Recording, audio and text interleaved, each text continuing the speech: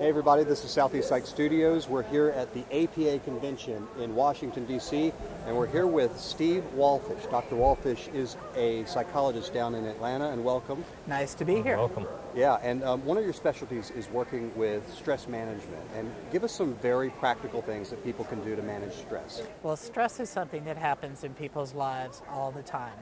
And we lead very busy, productive lives, and we're pulled in many, many directions. So one of the things that one has to do is to prioritize what one's going to actually focus on, because you really can't be good at it all.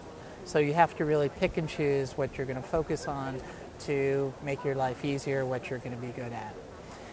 Some of the big keys in stress are basically not the stressor itself, but how you think about the stressor.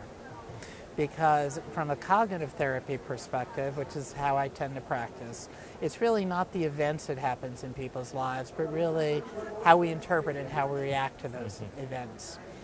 So what may be same event for one person may be extraordinarily stressful, same event may not be as stressful for somebody else because they have a different outlook. Sort of the meaning of it and how they see it. Absolutely, how they interpret it. Right. And there are some key words that really are important to eliminate in your life. And those, if you want to reduce the amount of stress you experience. And those words are should, ought to, have to, must, and need to. Psychologist Albert Ellis, and you have to listen very carefully to this, called that shoulding on oneself. I should do this, I ought to do that. That's sort of Frank's life. It's my whole life, my entire life. People who should on themselves a lot, I should do this, I had to do that. People who should on themselves a lot tend to be anxiety prone, depression prone, guilt prone.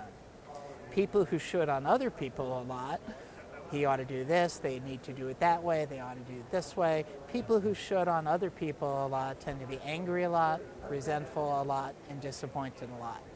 So I think my entire life schema everything made sense. Right. Just right now. It all came together. It all just went shoot, right there. All in 90 seconds. Like right there. Solved. It's all. I'm all good. Where do I send the bill?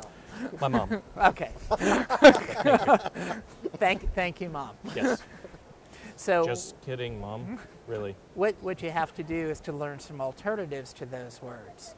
For example, how life might be easier, better, more convenient, about likes and dislikes, about preferences, how you might predict better outcomes. But if you find yourself shooting on yourself all the time, you're really going to have experience more stress than is reasonable. That's right.